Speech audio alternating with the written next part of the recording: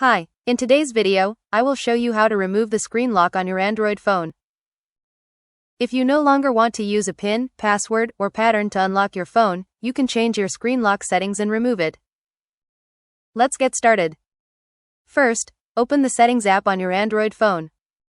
Scroll down and look for an option called Lock Screen, Security, or Security and Privacy. The name may be different depending on your phone brand and Android version.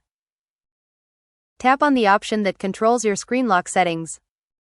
Next, look for screen lock type, or a similar option. Tap on it. Your phone will ask you to enter your current PIN, password, or pattern. Enter your current screen lock to continue. You will now see the different screen lock options available on your phone. Look for an option such as None or Swipe. Select None if you want to remove the screen lock completely. Your phone may show a warning about removing your screen lock. Read the message carefully, then confirm that you want to continue. Depending on your phone, you may need to enter your current password or PIN one more time. Once confirmed, your screen lock will be removed. Now, press the power button to turn off the screen.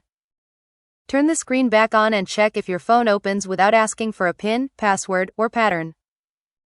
Keep in mind that removing your screen lock can make your phone less secure.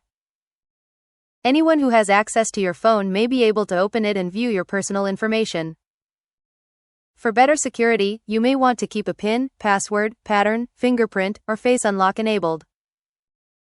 Also, some Android phones may not allow you to completely remove the screen lock because of security settings, work profiles, or other device restrictions. If you cannot find the option, open Settings and use the search bar. Type screen lock or lock screen to quickly find the correct settings. And that's it. You now know how to remove the screen lock on your Android phone. Happy watching, and don't forget to subscribe. See.